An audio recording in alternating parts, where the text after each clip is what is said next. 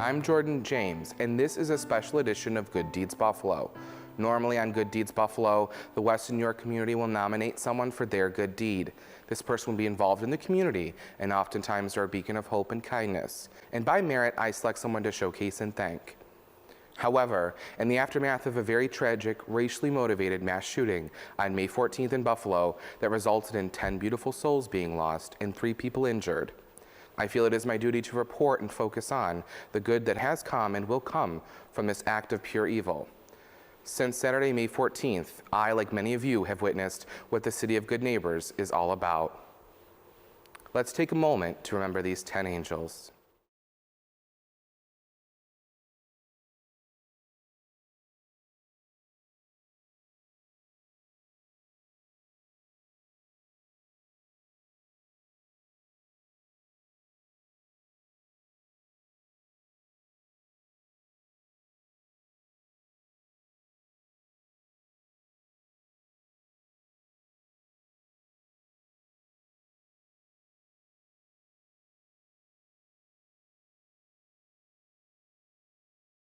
Joining me now via Zoom is Pastor Terry King from Saving Grace Ministries. Welcome, Pastor King.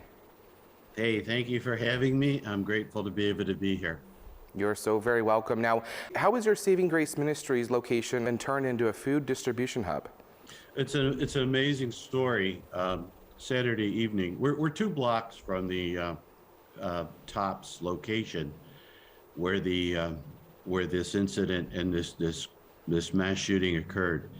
And it really affected our community center and those that are staff members and employees and the people we serve. Saturday night, we thought about how we could enlarge our food pantry. And I received a call from a local church, the Chapel at Cross Point, saying, we're going to take a food donation because we know you have a pantry, with Tops being closed. It was an organic community response that just naturally came together. And I said, great. And they said, well, it probably is going to be about half a semi, a very large quantity. Oh, wow. And I thought, geez, this is amazing. That was Saturday night, hours after the incident, thinking, all right, I'll go down there Sunday morning and I'm going to attend the prayer vigil. And at 9:30, Councilmember Wingo hands me his cell phone and says, I've got the officer and President Tops on the phone. He wants to speak to you. And told him about the donations coming in, and he said, we're going to stand with you and we're going to support you. We're going to provide all the food and all the resources that you need. And then I turned around and I'm standing next to Mark Polenkars and explained to him what we were doing. And literally within an hour, I'm at the command center with Catherine Roberts, our agency president, and we're coordinating with the Deputy Commissioner, Emergency Services, Mental Health, FeedMore, Red Cross. And by 11 Sunday morning, we had plans on Monday to put together this amazing response to the community. And so we, then that day, Sunday afternoon, the Top semis rolled in, refrigerated trucks, loaded with product. And on Monday, we had volunteers, FeedMore, strategic planning, logistics. And we opened at 2 o'clock yesterday. And by 9, we served nearly 700 families with groceries. Wow. Not just individuals. That's a huge number. And to keep this in perspective, we're going to be operating for the foreseeable future, this food distribution center. There are companies from all over America that are shipping food products on their way to Buffalo as we speak. FeedMore has given us their warehouse space, refrigeration and coolers to stage and plan. And then FeedMore will be bringing over with Tops daily to the distribution site all the pre-packaged grocery bags. These are staples of life: toilet paper, laundry detergent, diapers, baby needs, as well as milk, bread, cheese, food, lunch meat. This is amazing to see this community response. And we have hundreds of volunteers that are on site now. We have chaplaincies that are moving in with tents and prayer and support. and support teams to support the volunteers with water and breaks. And I don't know how long this will go on, but I can say that as a community, it touched my heart to sit back and watch last night when I observed hundreds of people in line to pick up their groceries. That is a response. And then to see law enforcement come in, and they've made our center the critical response center with the FBI. They're bringing in trained professional crisis counselors on site today, and they're going to be with us for the foreseeable future. There's just no words to go beyond to say the goodness of the community in Buffalo and the spirit of people saying, well, first of all, enough is enough, but we're better than this. And we're going to walk with our community, and we're walking with our neighbors as one. You know, I get emotional hearing what you're saying and the community coming together. We truly are the city of good neighbors. And I think this moment in our time as a community, it's going to teach us so much. How has the response been from the Buffalo community? I know you've touched on it earlier. It's overwhelming. We watched car after car last night, and it continues early morning today, bringing in food products, corporations showing up by the hundreds to volunteer. Just simply no words to just state what is happening to bring healing and hope to a community. And I know that it just won't happen in a day. But if we can take this moment and look at the good and help lift each other up, we're going to be a better people. We're going to rise as a better community. And we're going to be there to help protect and safeguard one another. That's exactly what we have to do. And you had mentioned earlier the Resource Council of Western New York. This is part of like what you're doing. How are they helping with the response? You know, we're here for you to help if we can. We don't all understand your grief, your anger, and what you're processing through. You know, I learned this about this incident, and we think about those that died and grieving with the families, and tragic. But there were several hundred people in the store that witnessed this. And they witnessed something incomprehensible that we cannot imagine. An 8-year-old girl clinging on to her mom, hidden in a freezer, trying to escape the barrage of bullets. This is going to last with people a lifetime. And they go home and tell their drama and their tragedy to their family, and their family struggles with them, and their neighbors struggle, and they're scared. And so providing groceries, providing a hug, providing some hope, I hope helps bring some healing that we just can't comprehend. Absolutely, and I'm sorry I got a little emotional there when you talked about that 8-year-old girl who hid in the cooler to save herself. And that's just one of the many people that were impacted by what happened on Saturday, May 14th. And I think it is so important that we do come together, and in any way possible, may it be a hug or some words of hope, that's what we provide. I don't think I'll ever understand the pain that this situation has caused, but I sure as hell send my hope and my love to our community. I heard the Buffalo Bills came through to support your mission. What did they do? They're mustering up resources. They're going to be reaching out to their fan base for financial support and for food donations. They have a phenomenal, large reach into the community. And in this great time of need, they are responding in ways of volunteers, resources, and serving and coming to help unload boxes and coordinate national corporations to come and respond. We had word early this morning. I got text messages at 4:30 this morning that national corporations are sending trucks filled with goods and food to Buffalo to support this work. Wow. And those are powers far beyond me and what we're able to do. And that's the reach that the Sabres and the NFL and those sports teams have to reach those corporations that maybe you and I simply couldn't even reach by telephone, but they can. That is so and very have. true. It's heartwarming to see. How can people learn more about, help available? Like, how can they learn more about that? If you go on our social media site to the Resource Council, the Bill site, we have a link for volunteers. There's a form that they can fill out and sign up for a different shift to volunteer at the center, whether it's 1 hour, 2 hours, or they want to give a day.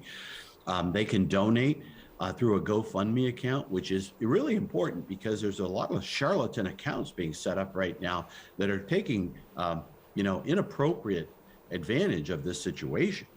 So the GoFundMe page is set up for the Resource Council of Western New York, where 100% of these dollars are going towards this food distribution.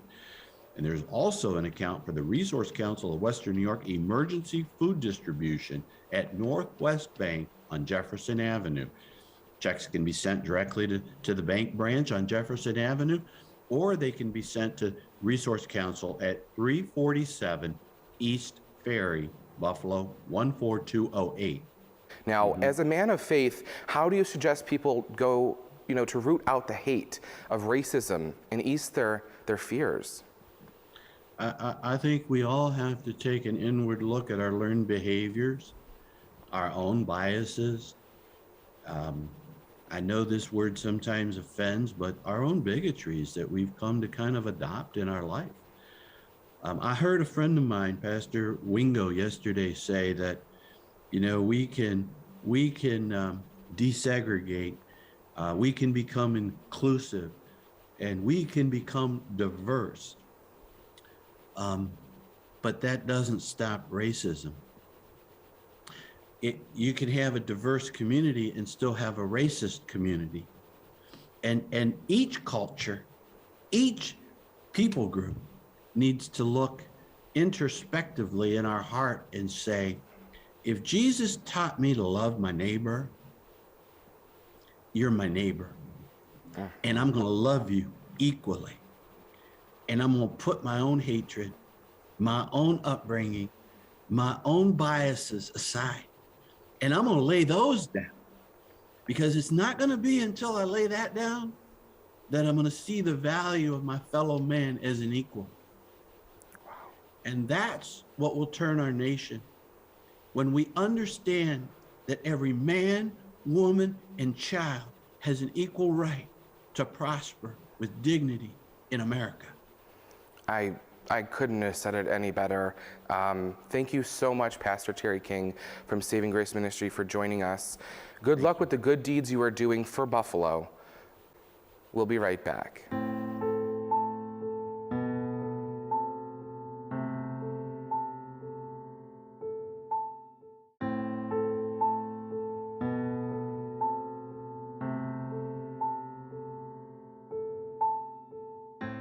Welcome back to Good Deeds Buffalo. First responders are on the front lines of a tragedy like the one we witnessed Saturday, rushing in to help. And what kind of good can come from such a horrific event? Our John DeShulo caught up with Lutheran pastor Steve Biegner from St. Paul's and Western New York Church Unleashed. Pastor Steve Biegner here from Church Unleashed. And Pastor Steve, we've been talking about the horrible racist act, and it was a racist act of violence. Yep. Horrible. Yeah. You are a chaplain for the fire department, and you see a lot of things that some of us will hopefully never see. Yeah. I can't imagine the horror of those who are first responders who had to go and see what happened at that supermarket. Yeah, the challenge for them is that they have to put that aside, and they still have to show up and do their job, and they have to be the healers for what's happening there. And sometimes, like Saturday, it was a live event, and they don't know what they're getting into. Right. So they carry that with them from call to call to call. And the good deeds, if you will, that they carried out are to not only help the victim, but to also deal with the family members who were coming on the scene. It's so chaotic, I can't even imagine. Yeah, so they're off at the side, and you're at one point trying to help the people that are in critical need and of care. At the same time, they've got family members that are showing up and might be there as well. So you're pulled in both directions. We've talked about how the community has really shown an outpouring of support, mostly with food and donations, but mentioned something just before we recorded this interview. People feel the need to do something, Yeah. and that seems to be the first response of late. It is, and we want to, because on some level it's so unsettling for us that we want to fix it, we want to patch it, we want to, like a sitcom in 30 minutes.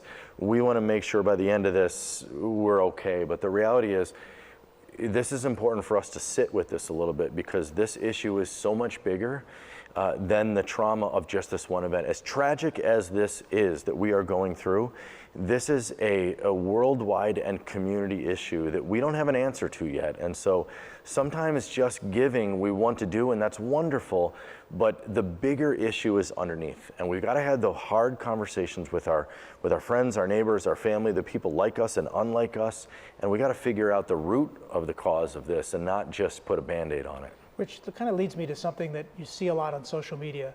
When something horrible happens, you see a lot of people say, you know, our thoughts and prayers are with you. Yeah. And what I've noticed in this situation, people are saying that's certainly kind and wonderful, but they want to see action, not just a platitude. Yeah. Is that something that you're feeling? 100%. You know, thoughts and prayers are nice. It's like a social media response right now. It seems to be a new thing. But I had somebody say to me, like, I'm tired of praying. You know, I'm tired of praying because I feel like nothing's changing. And the reality is maybe our prayers need to change a little bit. Maybe our prayers need to be prayers of action. Maybe our prayers need to be changing us and not just trying to change someone else.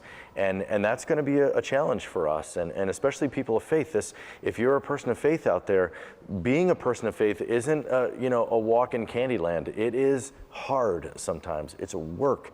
It's brutal work. It's valleys and shadows that Psalm 23 talks about. But there are places where the cup overflows, and it takes hard work to get there.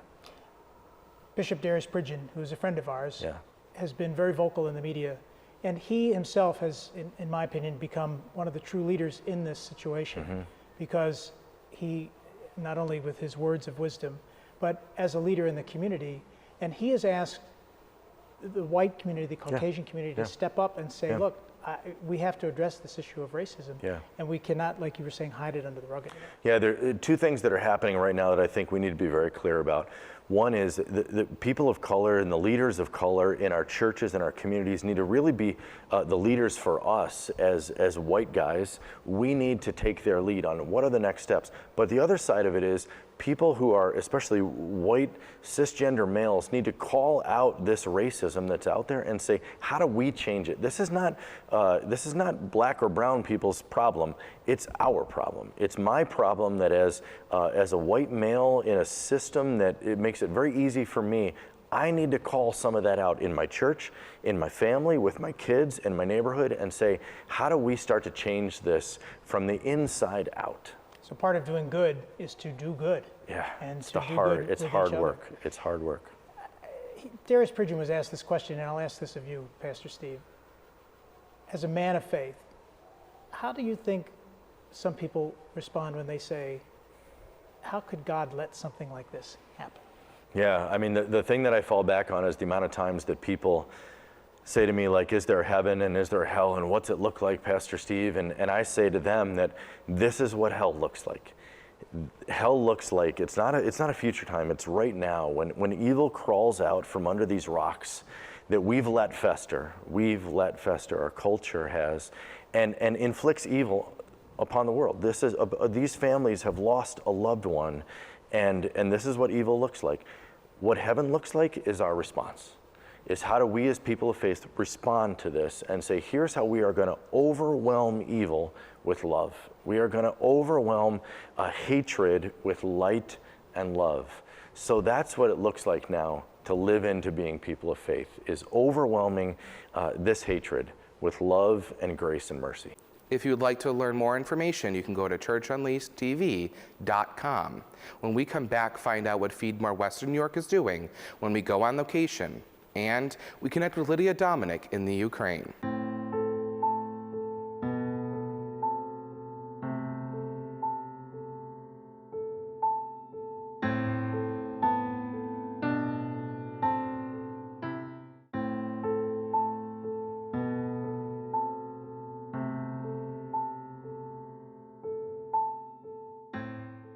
Welcome back to Good Deeds Buffalo. We're at the Johnnie B Wiley Stadium in the city, and we're about to catch up with Catherine Schick with FeedMore Western New York and how they're responding and helping our community. I just wanted to get out here and talk more about you with the community support and how they've come together. Can you share a little bit of that with me? Absolutely. So Western New York has been a real generous community as always, and FeedMore Western New York continues to be humbled and blown away about just how generous and compassionate our neighbors are. And of course, you know, in recent tragic events, you know, this is no exception. Once again, Western New York continues to band together for our neighbors in need. So FeedMore Western New York is really proud and honored to partner with many organizations in this response effort, including but not limited to the County of Erie, the City of Buffalo, the Resource Council of Western New York, and many others to make sure that we're doing everything in our power to get food into the hands of those who were affected by these horrific events. Absolutely, and as we walk here, you can see the community really coming together.